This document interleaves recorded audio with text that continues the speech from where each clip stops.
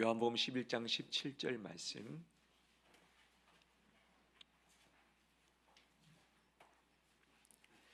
27절까지 한 절씩 교독하겠습니다. 예수께서 와서 보시니 나사로가 무덤에 있은지 이미 나흘이라. 많은 유대인이 마르다와 마리아에게 그 오라비의 일로 위문하러 왔더니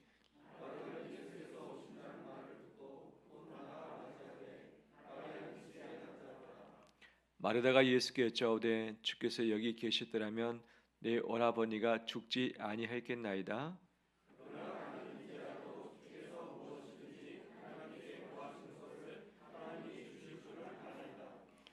예수께서 이르시되 내 오라비가 다시 살아나리라.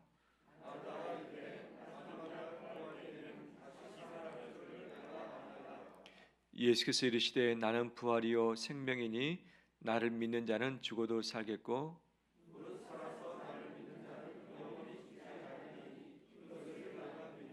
같이 읽겠습니다. 이르되 주여 그러하이다. 주는 그리스도시요 세상에 오시는 하나님의 아들이신 줄 내가 믿나이다. 아멘. 저 앞에 나오신 우리 모든 성도들 사랑하고 축복합니다. 우리 가까이 있는 서로 인사 나눌까요? 잘 오셨습니다. 축복합니다.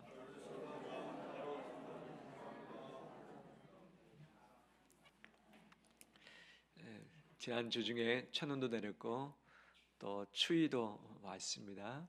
또 건강 유의하시고 또 12월을 주와 동행함으로 따뜻한 그런 달 되길 간절히 소망합니다. 모두 아파 보신 적 있으시죠? 고통도 있고 통증도 있죠. 가다가 발로 뭔가를 잘못 차서 발이 아픈 경우도 있고 손가락에 가시가 꽂혀서 아플 때도 있고 그다음에 치아에 통증이 있어서 또 어려움 가운데 있을 수도 있고 여러 가지들 있죠. 또 싸우다가 한 대 얻어맞고 아플 때가 있고 또 공놀이 하다가 공에 맞아서 아플 때가 있고 잘 모르고 가다가 부딪혀서 다칠 때가 있기도 하죠. 우리 신체를 가지고 있는 이상 고통은 우리를 떠날 수 없는 그런 친구와도 같은 것이죠. 이 고통의 수치를 정리해둔 그런 자료가 있습니다. 일상적인 피로감, 정말 피곤하다 이것을 0에서 10이라는 수치를 뒀을 때 1에서 2 정도 해당되고요. 근육통 또는 염증이 있는 것이죠. 이것은 3에서 4 정도의 통증. 요통이나 신경통, 관절통 이게 5에서 7 정도 되는 고통이라고 이야기를 하죠. 수술 후에 초기 통증, 수술하고 나면 회복실에서 몸이 아프기 수술했던 부위가 많이 아픈데 이것이 5에서 7 정도라고 이야기를 하고 있고요. 7에서 8 정도. 골절 같은 경우는 7에서 8 골절. 그다음에 담낭염, 췌장염, 급성 통증이 8에서 9 정도라고 이야기를 합니다. 요로 결석 또는 신장 결석이 9에서 10 가장 극심한 통증 중 하나라고 이야기를 하고 있죠. 통증 중에 하나 남았습니다. 가장 마지막 단계에 있는 통증 무엇일까요? 그렇죠. 출산의 통증인 그것도 역시 9에서 10 정도 되죠. 나는 9에서 10 정도 통증을 경험해봤다 손으로 보실 이분들 정말 박수로 격려를 해주셔야 할 분들이죠. 박수가 SS. 근데 한두 차례에 9에서 10 정도 맞이하면 그래도 지나갑니다. 그런데 3에서 4 정도 또 2에서 3 정도 되는 통증이랄지라도 이것이 매일마다 지속되는 것이 훨씬 더 견디기 힘든 부분이라 할 수 있는 것이죠. 우리 온 성도들 고통과 통증 가운데 있을 수밖에 없겠지만 그 모든 것들을 잘 감당해내며 나가는 우리 온 성도 되길 간절히 소망합니다. 몸의 고통, 통증뿐만이겠습니까? 바로 정서적인 마음의 슬픔도 분명 있지요. 0에서 10까지의 우리 슬픔의 강도를 놓고 본다면 이렇게 의학자들은 정리를 했습니다. 일시적인 감정의 기복이 있는 것을 1에서 2 정도. 어떨 때 마음이 상 기뻤다가 마음이 축 처질 때도 있고 우울감이 있을 때도 있잖아요. 이때 1에서 2 정도. 그다음 일상적인 좌절과 갈등이 3에서 4. 목표 너는 소명, 이것이 실패했다. 뭔가를 열심히 준비했는데 합격하지 못하고 불합격되어 버렸고, 기대했고 기다렸는데 안 될 때가 5에서 6 정도. 그 다음에 중대한 인간관계의 갈등, 가족이라든지 직장에서 직접 갈등 맺는 이 갖는 것이 6에서 7 정도라고 이야기를 하고 있죠. 그 다음에 심각한 실직을 당하거나 경제적으로 붕괴를 당해서 도저히 버틸 수 없을 때가 7에서 8의 바로 고통이라고 이야기를 하죠. 그 다음에 배신 당할 때, 그다음에 관계에 파탄이 생길 때, 신뢰 기반이 무너져 버릴 때, 믿었던 사람이 등 돌릴 때, 믿었던 사람이 떠나갈 때, 바로 이때가 8에서 9 정도 강도가 있다고 이야기를 합니다. 마지막 하나 남아 있습니다. 그것은 무엇일까요? 바로 이별의 슬픔이죠. 이별의 슬픔, 사별이죠. 가족이 먼저 세상을 떠나갈 때에 오는 고통이 크죠. 근데 사별도 여러 종류가 있습니다. 부모의 사별, 그다음에 이 배우자의 사별, 자식의 사별. 가장 큰 사별이 무엇이라 말하는가? 보통 자식이 가장 크지 않겠는가 하는데 배우자가 이것이 크다라고들 이야기를 하고 있고요. 그다음에 자식, 세 번째 누군가? 부모의 사별이라고 합니다. 정들었던 사람, 내 몸과 혈육 같은 사람이 바로 떠나갈 때에 오는 그 슬픔이 상당히 크다라고 할 수 있겠죠.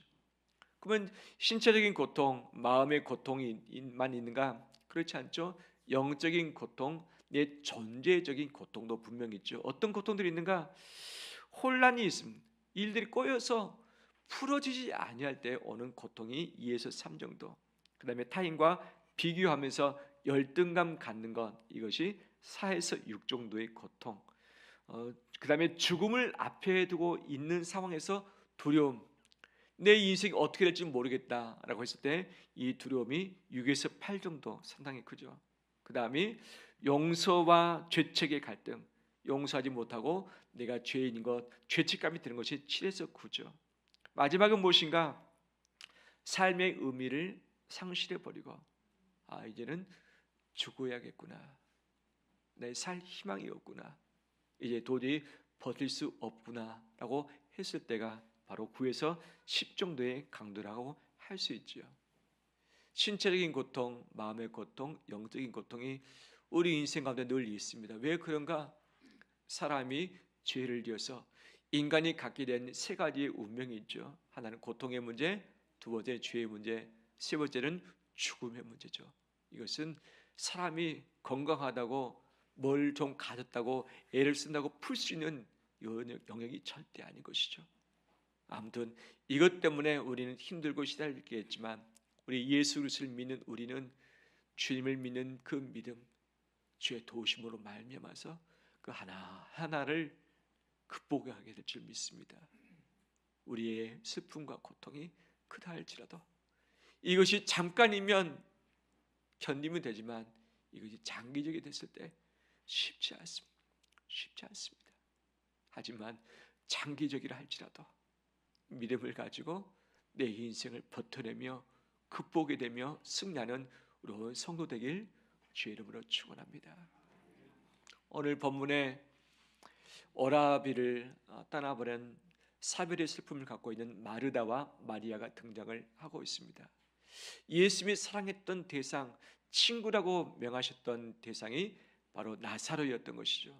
내 나사로가 아팠습니다. 그 어떤 누구보다도 다 제쳐두고 빨리 와서 나사로를 기도해서 바로 치유하셔야 하는 것이 주님의 마음 아니겠는가라고 생각할 수 있겠지만 주님은 소식을 접하고 나서 빨리 오지 아니하셨습니다. 이미 나사로가 죽어버렸고 장사 지낸 지 나흘째가 됐습니다. 이 팔레스타인은 장례를 치르고 마지막에 묻는 것이 아니라 먼저 사람의 시신을 처리를 하는 거죠. 우리는 매장하면 땅을 파고 하지만 매장 아니라 바로 굴을 파고서 거기에 묻고 사람을 굴에 돌로 막아 놓는 것이죠. 근데 너무 시신의 부패 속도가 빠르다 보니까 이제 누군가가 죽게 되면 바로 장례를 치는, 그 다음에 장례식, 바로 서로 문안하면서 조문하는 것은 그 이후에 진행이 되는 것이죠. 나사로가 아팠을 때 이미 주님께 기회를 했습니다. 나사로가 곧 죽게 됐습니다. 예수님 빨리 오셔서 낫게 해주시면 좋겠습니다라고 했습니다. 근데 이스라엘 전역이 며칠 정도 걸리는가, 북쪽에 있는 갈릴리에서 예루살렘으로 오는 거리는 이 요단강으로 돌아서면 3일 거리, 사마리아 통과하면 하루 만에 올 수 있는 거리죠. 근데 주님이 기회를 받고서 그 다음에 나사로가 죽고서 4일입니다. 그러면 나사로 죽기 전에 기회를 받았을 텐데 주님께서 4일 넘어서 있는 거리에 계셨는가? 아니죠. 마음 먹으면 하루 만에 올 수 있는 거리가 예루살렘이었는데, 예루살렘 근처 베단이었는데 주님은 일부러 오지 아니하셨습니다. 왜 주님은 일부러 오지 아니하셨을까? 마르다가 예수님 만나자마자 뭐라 했는가? 예수님이 여기 계셨더라면 내 오라버니가 죽지 아니었을 터인데 예수님이 여기 계시지 않기 때문에 바로 내 오라비가 죽었습니다.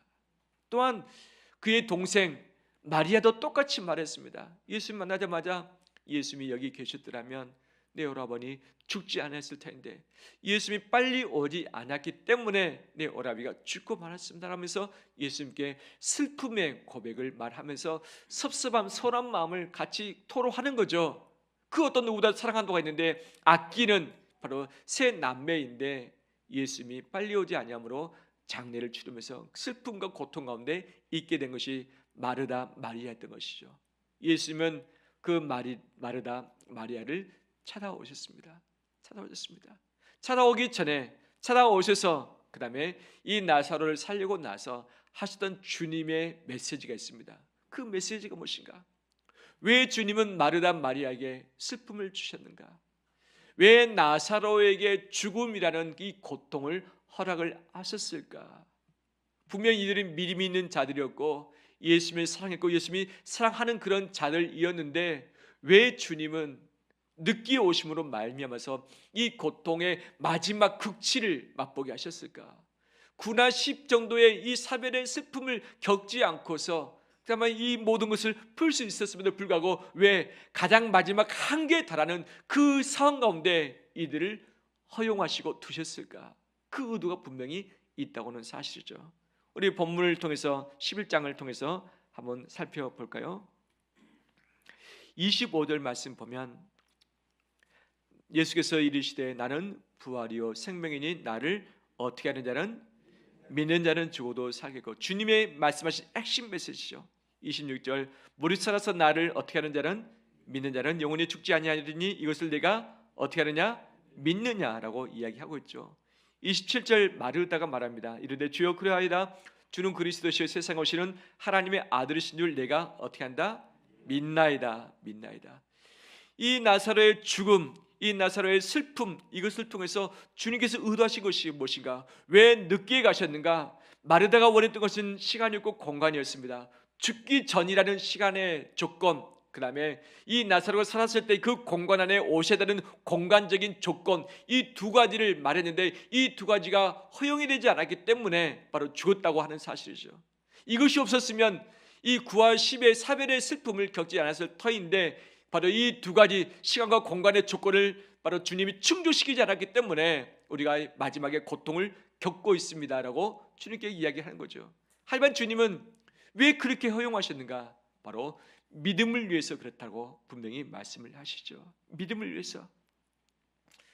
인생 살다 보면 한계에 도달할 때가 있습니다. 한계, 고통의 한계. 제가 병원은 자주 안 갑니다. 가급적 참고 말고 약도 잘 안 먹으려고 내 몸으로 좀 버텨내 보려고 하는 그런 고집스러운 부분이 있죠. 그런데 제가 스스로 제 아내한테 병원 좀 데려가달라고 말한 적이 최근에 정말 통증이 오다 보니까 이 몸이 펴지지도 않고 숨이 잘 쉬어지는, 숨이 꼭 멎을까 헉헉거리면서 이건 아니다. 내가 참아서 될 일이 아니구나.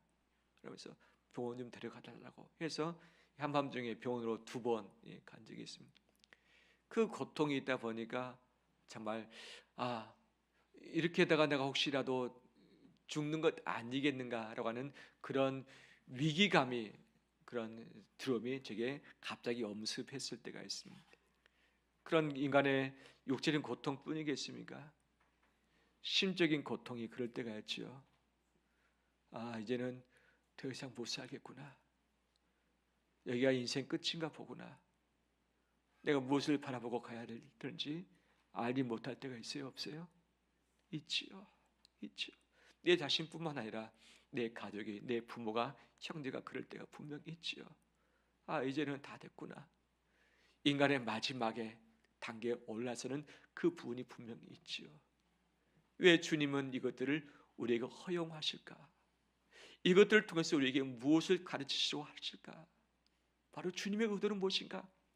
마르다와 마리아, 또 이 모든 광경을 지켜보는 유대인들의 믿음을 증진시키기 위함이셨습니다. 믿음이었던 것이요. 그 마르다와 마리아가 믿음이 없었는가? 주님을 사랑했습니다. 주님이 하나님의 아들심을, 하나님이 보내신 자인 것을 분명하게 믿었습니다. 그런데 그들이 가졌던 그 믿음은 주님이 원하시는 믿음에 도달치 못했던 것이죠. 믿음도 역시 0에서 10까지 단계가 다 있는 것이죠. 믿음 없는 것이 0이라고 한다면 예수님을 조금 알게 되고서 예수님을 의지하고 그분을 찾기 시작한 것이 1이라고 할 수 있는가 하면, 인간의 고통의 단계에 따라서 주님을 믿는 믿음으로 이겨내는 그 강도가 다 다른 것이죠. 어떤 사람 믿음은 2, 3, 어떤 사람은 4, 5, 어떤 사람은 7, 8, 어떤 사람은 10에까지 도달할 수 있는, 10까지 도달하는 것은 인간의 수많은 고통이 2중 3중 다중으로 내게 닥쳐온다 할지라도 이것들을 감내하면서 주를 바라보고 흔들리지 아니하고 주의 섭리를 의지하고서 이겨내는 그 믿음인 줄 믿습니다. 그런데 처음부터 예수 믿는다고 해서 믿음의 10 정도까지 가질 수 있겠는가? 그 절대 불가능입니다.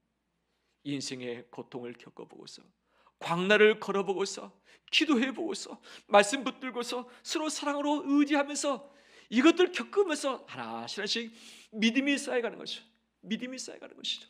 이 믿음이 9, 10에 달할 때까지 주님은 계속해서 우리에게 극치의 한계를 허락하실 수 있습니다. 어떤 사람은 재정적인 고통을 허락하시기도 하고, 어떤 사람은 가족과의 관계의 어려움을 허락하시기도 하고, 어떤 사람이 사회적인 관계, 사회적인 문제, 직장의 고통을 허락하기도 하면서 내 믿음을 현재에서부터 한 단계 더 올려가실 것을 믿습니다. 마르다 마리아 분명 믿음이 있었습니다. 그 어떤 누구보다도 믿음이 좋았던 그런 자매였지만 주님은 이들의 믿음을 높이실 뿐 아니라 이들 가운데 문상왔던 자들의 믿음까지도 허락하길 원하셨던 메시지가 분명 있는 줄 믿습니다. 40절 말씀에서도 그렇죠. 예수께서 이르시되 내 말이 내가 믿으면 하나님의 영광을 보리라 하지 아니하느냐라고 하면서 마리아에게 말씀하신 거죠. 42절 항상 내 말을 들으시는 줄 내가 알았나이다. 그러나 이 말씀 하옵는 것은 둘러선 무리를 위함이니 곧 아버지께서 나를 보내신 것을 그들로 어떻게 믿게 하려 함이라. 마르다 마리아뿐만 아니라 왔던 무리를, 문상에서 왔던 무리들이 바로 예수 그리스도를 믿도록 하기 위해서 이 일을 허락하셨다는 것을 분명 이야기하고 있죠. 45절 마리아에게 와서 예수께서 하신 일을 본 많은 유대인이 그를 믿었다. 믿지 않은 사람도 있었지만 많은 유대인이 예수 그리스도를 믿게 되었다라고 이야기를 하고 있는 거죠. 마리아가 원했던 것은 예수님이 자기가 원했던 시간 안에, 원했던 장소 안에, 공간 안에 와 계셨으면 주님이 고치실 수 있겠다고 하는 그 믿음이었습니다. 근데 그 믿음의 수준은 주님이 원하시는 수준이 아니었던 것이죠. 주님은 시공을 초월하신 분이시고 창조하신 분이시고 모든 것을 가능하게 하실 수 있는 능력의 하나님인 줄 믿습니다. 우리의 자는 내가 원했던 시간 안에, 내가 원했던 공간 안에, 내가 원했던 방식 안에 주님이 도우시면 된다고 하는 믿음이 있을지라도 주님은 시간을 뛰어넘어서, 그 시간이 언제입니까? 내가 다 정해놓은 시간이 있어요. 이 시간 넘었으면 이제 끝났다. 그런데 주님은 그 한계 극치의 시간을 넘게 하시는 거예요. 왜? 그 고통을 겪을 때에 진정한 내 믿음의 바닥이 드러나게 되어지고, 그 순간 주님을 의지하면서 한 번도 내 믿음의 뜀틀을 뛰어넘게 되어지는 것이죠. 내가 원했던 방식들이 다 있습니다. 이 돈이 있어야 되는데, 이 돈 없으면 안 되는데, 근데 이 돈이 없는 상황을 주님은 허락하시고 그 상황에서 어떻게 하나 보고 계시는 것이죠. 없어도 주님께서 하실 수 있다는 그 믿음 가지고 발버둥 치고 나갈 때 분명 넘어질 수 있고 실패할 수 있고 아플 수 있지만, 이것을 통해서 우리의 믿음을 증진시키시고 주님이 원하시는 수준으로 한 단계 한 단계 올라가게 하실 줄 믿습니다. 나에게 허락하신 그 고난을 통해서 믿음이 새로워지고 올라서는 우리 모든 성도 되길 주의 이름으로 축원합니다. 뿐만 아니라 주님의 믿음만을 위한 것이었는가? 이 부활과 생명이라는 메시지를 둘러싸고 있는 것이 바로 믿음이었습니다. 믿음. 그러면 이 믿음을 둘러싸고 있는 또 다른 제2의 원초적인 목적이 무엇인가? 본래적인 목적이 무엇인가? 이것을 이렇게 이야기하고 계시죠. 4절 말씀 보니까 예수께서 들으시고 이르시되 이 병은 죽을 병이 아니라 하나님의 무엇을 위함이다? 영광을 위함이다. 하나님의 아들이 이루어 말미암아 무엇을 받게 하려 하심이라? 영광을 받게 하려 하심이라라고 말씀을 하시죠. 40절 말씀에 보면 예수께서 이르시되 내 말이 내가 믿으면 하나님의 무엇을 버리라? 영광을 버리라. 할렐루야. 예수 그리스도의 궁극적인 의도는 하나님께 대한 영광이었습니다. 사람은 슬픔이었습니다. 아픔이었습니다. 죽음이었습니다. 의심이었습니다. 믿음의 부족이었습니다. 하지만 주님은 이 모든 것을 통해서 영광 받으시길 원하셨습니다. 영광 받길 원하셨습니다. 즉 우리의 슬픔을 고통을 바꿔서 영광되게 하는 것이 예수 그리스도의 목적인 것이죠. 나의 부족함, 나의 아픔, 나의 사건 사고, 내 어려움들, 이 모든 것 통해서 분명히 영광 받으실 줄 믿습니다. 그 모든 슬픔을 영광으로 치환해 갈 수 있는가? 어떻게 이것을 바꿔갈 수 있겠는가? 바로 그 부분에 믿음이라는 이 소스를 타지 않고서는 도저히 불가능하다고 하는 것이죠. 믿음을 행할 때에 주님은 그 믿음 가운데 주의 능력을 부으실 줄 믿습니다. 주의 능력이 나타나는 현장이 어딘가? 내 능력이 다 했을 때, 내 능력이 바닥났을 때, 그때 주의 능력이 역사하십니다. 내 돈의 바닥에 났을 때 그 이후에 주의 능력이 그 위에 임하게 되는 것이고, 내 시간이 바닥 났을 때 그 너머에서 주님의 영원한 시간이 내게 흐를 것이고, 내 방식이 바닥 났을 때 주님의 숨겨진 지혜의 방식이 우리 가운데 새롭게 역사하실 줄 믿습니다.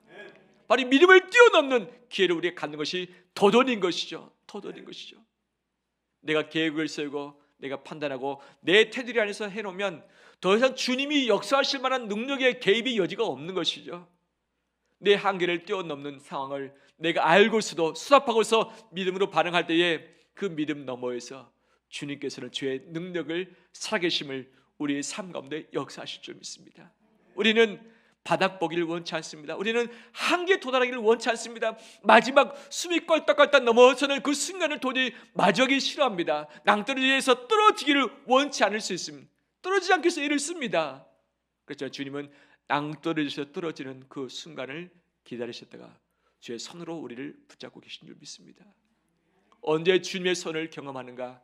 낭떠러지 위에 있을 때가 아니라 낭떠러지에서 떨어진 직후에 주의 손이 나를 붙잡는 것을 그때에서 경험하게 될 줄 믿습니다. 우리 한계치를 주님은 허락하십니다. 내 자신의 문제뿐만 아니라 가족의 문제, 2종, 3종, 4종이 다 걸쳐가지고 이제는 내 힘으로 풀 수 없다라고 하는 바로 그때가 주님이 새롭게 역사하실 때인 줄 믿습니다. 슬픔 가운데 이 세상 사람들 절망 가운데 빠져버립니다. 하지만 우리가 믿음으로 반응할 때에 그 믿음 이후에 주의 능력이 임함으로 주께서 영광으로 바꿔가실 줄 믿습니다. 할렐루야. 미래를 무엇으로 바라볼 것인가? 우리 미래를 늘 부정적인 시각으로 바라보는 것이 우리 국민의 그런 정서임을 이미 알고 있습니다. 우리가 10년 전에 30년 전에 살았을 때보다 지금 더 못 사는가? 경제도 훨씬 더 잘 살고 여러 가지 편리한 것들이 많아져 있고 마음만 먹으면 할 수 있는 것이 많아졌습니다. 하지만 우리는 지금 행복하다 꼭 말 못하고 지금이 더 어렵다. 내년은 더 어려울까요? 더 좋을까요? 내년 더 어렵죠. 5년 후에는 더 어렵죠. 그러면 언제가 가장 쉬울 때입니까? 지금이 가장 쉬울 때죠. 우리의 시각으로 본다면. 내년이 더 어렵고 10년 더 어려울 거니까 지금이 가장 행복할 때죠. 언제 가장 감사를 많이 해야 됩니까? 지금이죠. 지금이죠. 근데 이것이 우리의 시각의 한계인 것이죠. 제가 어렸을 때 우리 애들 데리고 제주도에 몇 번 간 적이 있습니다. 애들이 뭘 좋아했느냐? 미로 찾기 공원을 참 좋아했습니다. 미를 찾아서 마지막에 정을 올리는 그 순간을 하면서 막 이리저리 막 뛰어다니고 있었죠. 저는 애들이 봤을 때 아빠가 잘 찾는다라는 이 모습을 이야기를 듣고 싶어서 어떻게 했을까요? 미리 열심히 그 지도 책 보고서 연구를 하죠. 근데 미로를 찾을 때 어떻게 하면 좀 쉽게 찾을 수 있겠는가? 방법이 뭘까요? 미로 찾기에 어떻게 하면 빨리 찾을 수 있을까요? 출발점에서 출발해서 미로 찾기 하면 시간이 많이 걸리더라고요. 왜? 시행착오를 많이 겪어야지만 바로 열린 길을 찾을 수 있기 때문에. 그런데 반대로 도착 지점에서 뒤로 돌아서 미로를 찾으면 더 쉽게 찾아지는 것을 봅니다. 이 미로 지도를 가지고서 출발점이 아니라 도착 지점에서 뒤로 거꾸로 그림을 그리다가 보면 찾는 속도가 훨씬 더 빠르다는 것을 알았어요. 우리 인생은 미로와도 같습니다. 내 시각으로 보면 길이 잘 안 보입니다. 여러 갈래 길들 때문에 어느 길이 열릴 길이고 어느 길이 막힐 길이 모릅니다. 가봐야지 아는 것이죠. 그런데 주님의 시각으로, 주님께서 마지막 우리를 기다리고 계십니다. 주님의 시각으로 내 자신을 바라볼 때에 우리 인생의 길들이 이미 다 예비되어 있고 그 주님이 마련한 길이 있는 줄 믿습니다. 내 인생을 내 시각으로 보면 답이 없습니다. 찾기 어렵습니다. 뚫고 나가기 어렵습니다. 하지만 주의 시각으로 볼 때에 이미 마련된 그 길을 쉽게 찾아내게 될 줄 믿습니다. 미래를 볼 때에 내 시각이 아니라 미래의 주님의 시각으로 우리 자신을 바라보면서 우리 모든 인생의 미래를 풀어가는 우리 되길 주의 이름으로 축원합니다. 우리에게 고통이 있을 때 고통을 나누면 작아지는 것이죠. 10을 나누면 어떻게 됩니까? 10을 2로 나누면 5가 되고 5를 2로 나누면 2.5 되고 계속 2로 나누면 결국 어떻게 됩니까? 거의 0.00001 정도 돼서 아주 그 숫자가 의미 없는 숫자가 돼버리는 것이죠. 내 인간의 고통이 있고 슬픔이 있습니다. 하지만 이것을 예수 그리스도로 말미암아 믿음으로 잘게 나누는 우리 되기를 원합니다. 처음에는 커다란 바위였지만 바위를 믿음으로 나누면 두 쪽 됩니다. 또 나누면 네 쪽 됩니다. 또 나누면 계속 나누다 보면 자갈이 되고 모래가 되고 부드러운 흙이 되는 줄 믿습니다. 이것이 믿음의 분량인 것이죠.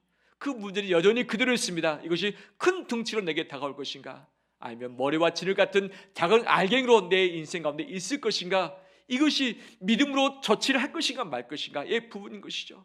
믿음의 해머를 가지고서 이 큰 바위들을 하나씩 쪼개 나가면서 주님께서 이루시는 미래를 바라보는 우리 되길 주의 이름으로 축원합니다.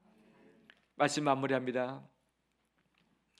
예수님은 백부장의 딸 12살 된 소녀를 살리셨습니다. 달리다금 소녀야 일어나라 하시면서 그 딸을 살리셨던 것이죠.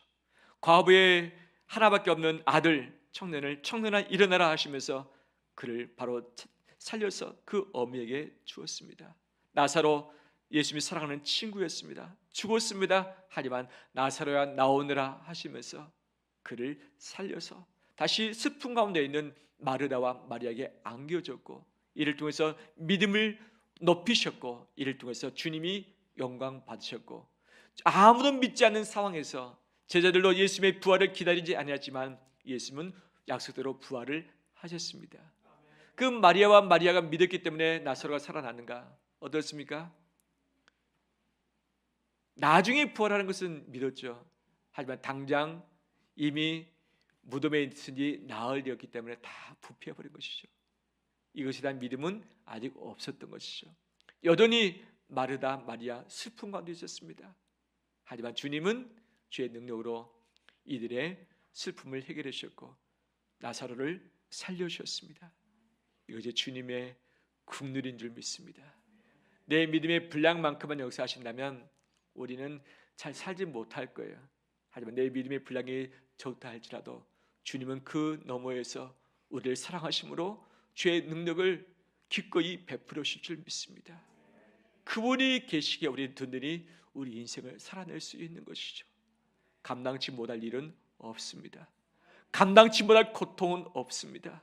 주님께서 이것들을 감당할 수 있는 힘과 능력과 지혜를 주실 것이고, 내 한계치 이제는 끝이다, 다 됐다, 그 상황을 피하는 것이 믿음이 아니라 그 상황을 접했음에도 불구하고 그 너머에서도 역사하실 수 있는 주님이 살아계신다는 것을 믿는 믿음이 진정한 살아있는 믿음인 줄 믿습니다.